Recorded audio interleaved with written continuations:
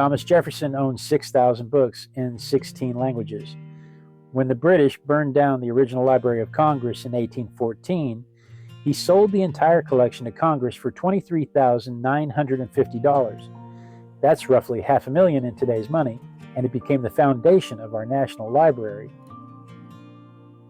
Here's the part that makes you rethink everything about reading.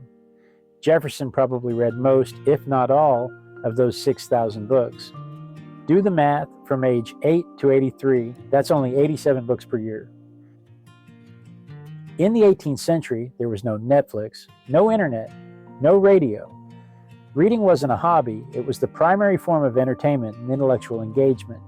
Your evening options were reading, chess, or staring at the wall.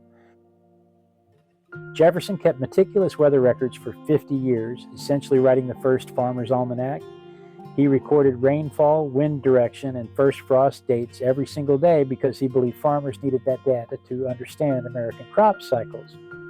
His notes are still used today to study climate change. The man was fluent in 4 languages: English, French, Italian, and Latin. He could also read Greek and Spanish. He collected fossils and named species that are still recognized today. His home, Monticello, took 40 years to build and was packed with gadgets. The front double doors opened simultaneously via a chain mechanism hidden under the floor. He had a rotating book stand that held 5 books at once so he could flip between research sources with the turn of a crank. He installed the first rotating chair in America. Then there's the Louisiana Purchase.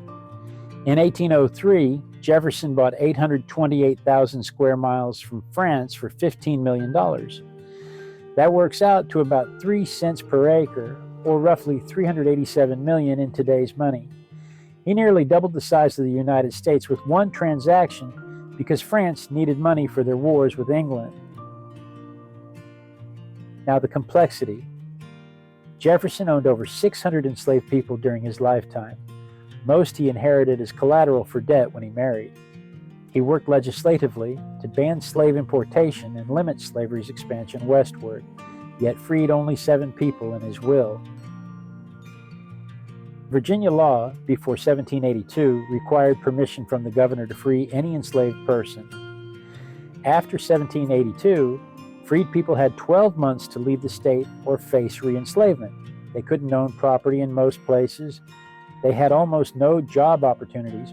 Free black people lived under constant threat of being kidnapped and sold back into slavery. This doesn't excuse his choices, but it shows why the contradiction between Jefferson's words about equality and his actions isn't as simple as it looks through a modern lens. The system was designed to make freedom nearly impossible to achieve and dangerous to maintain. Understanding that doesn't resolve the contradiction, it just shows you can't flatten 250 years of legal and economic reality into a simple judgment call.